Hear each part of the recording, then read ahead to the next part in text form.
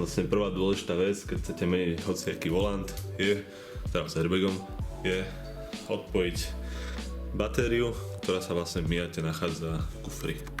Ako môžete vidieť, tam vyťahnete, kde to je? Tuto vyťahnete kové piny, vlastne tuto. A urobte to tak, nech sa nedotýkajú.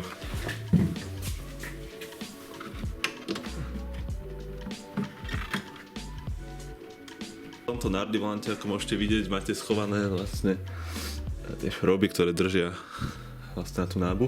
To je ten volant, takže čo je treba vlastne urobiť, tak máte takto, tak a všetko je teda vidieť a tie vlastne budeme musieť odskrutkovať.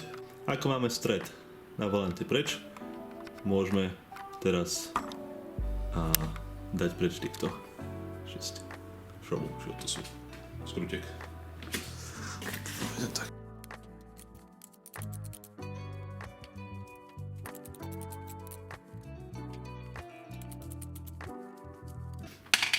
Kto rozmýšľa nad tým, aby si dal custom volant do auta bez airbagu, kvalitne nad tým porozmýšľajte. Je to pre vašu bezpečnosť. Ja som už auto kúpil s týmto volantom, takže som nemal príliš na výber. A bohužiaľ, veľmi sa mi tu páčil tento menší priemerový volant, ale čo s tým narobím, no. Slovensko je Slovensko. Takže a my chceme byť bezpeční. Tak a volant vlastne už iba vyťahne, keď má všetkých 6 skrutiek von. Toto vyzerá potom, ako ste dali ten volant dole. Ako môžete vidieť, vlastne predtým majiteľ, toto je od airbagu. To len pekne zalepil, decentne, si myslím, že celkom dobré riešenie. To je airbag a toto je vlastne trúbka. Dobre, takže keď si nájdete správne nadstavce, môžeme to dať dole.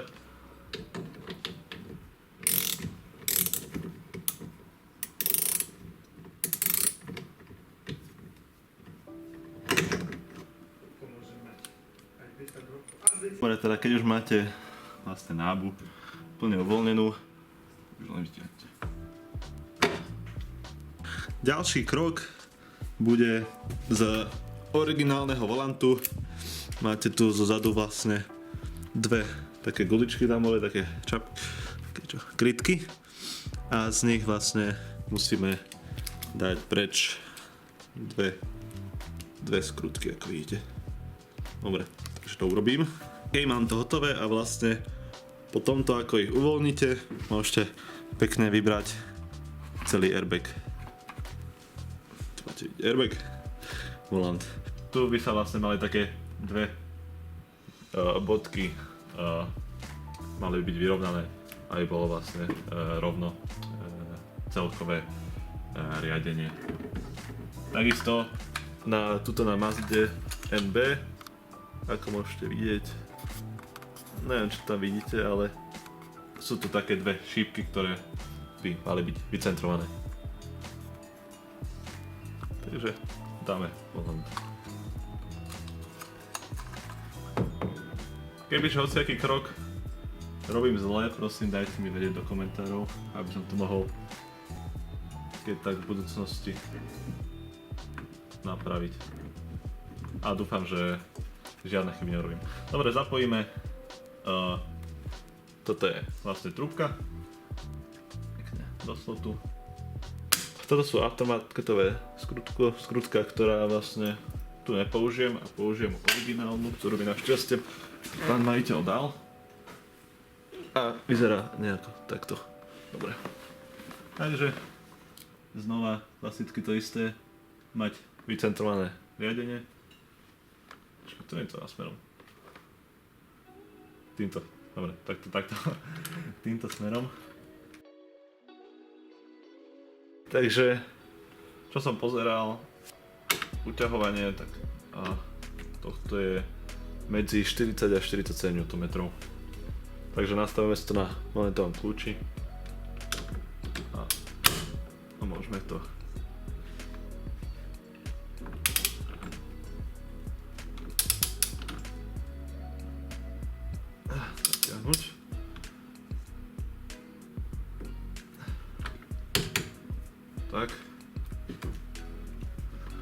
Takže to máme. Dobre, no, ďalšia vec. Ako to máte pripravený ten volant teda, pripojiť airbag do tohto pinu s tým káblom. Ja už to chvíľku s tým bojujem, lebo sa mi to nechce nejako dať. Takže asi vyskúšam tak, že do toho pinu dám nejako šrobovák a pokúsim sa ho uvoľniť, aby to tam išlo ľahšie.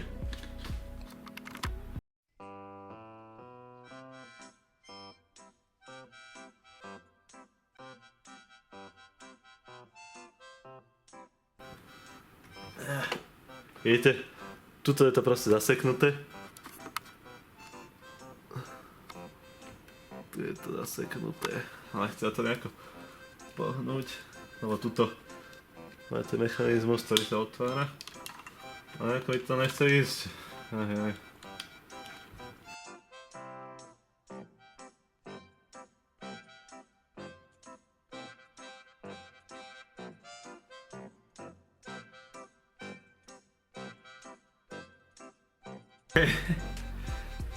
Celú dobu som to robil opačne ja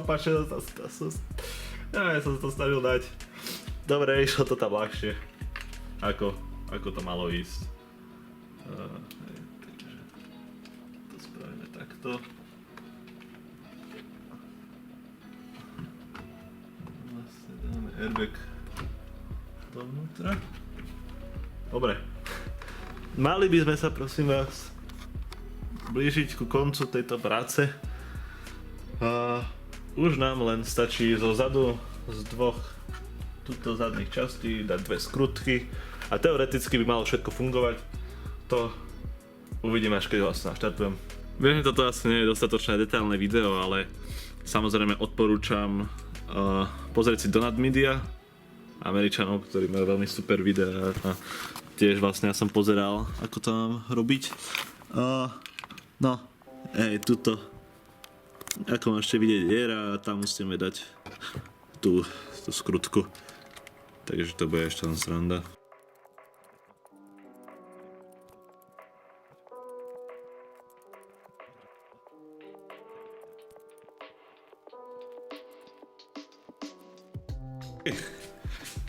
Ako môžete vidieť, je to tam airbag upevnený. A predsa to nevyzerá až tak zle, ako som si myslel. Ten diameter toho volantu je vlastne väčší ako ten druhý, ale tak čo sa dá robiť. Takže teraz vlastne posledná časť, alebo posledný krok, čo treba spraviť, je zapojiť znova batériu, zistiť, či funguje airbag a dúfať, že nevybehne na displeji chyba airbagu. Tak, držte mi palce. Takže zapojíme baterku. Tak, poďme vyskúšať, či sa nám teda hodí nejaký error alebo nie. Dúfajte a verte mi, že som to spravil všetko dobre.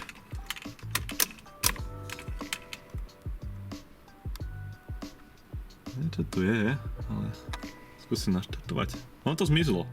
Zmizlo to, ok. Ja skúsim na chvíľu naštartovať. Či mi nevybuchne ten airbag, ty vole, do... No ja sa celkom bojím.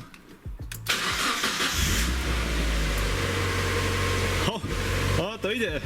Dobre, ako môžete vidieť, žiadne kódy, vymenené a pekne to zatáča tak ako má. Dobre, je to oficiálne hotové. Ďakujem za to, že ste spodali to video a vidíme sa pri ďalšom.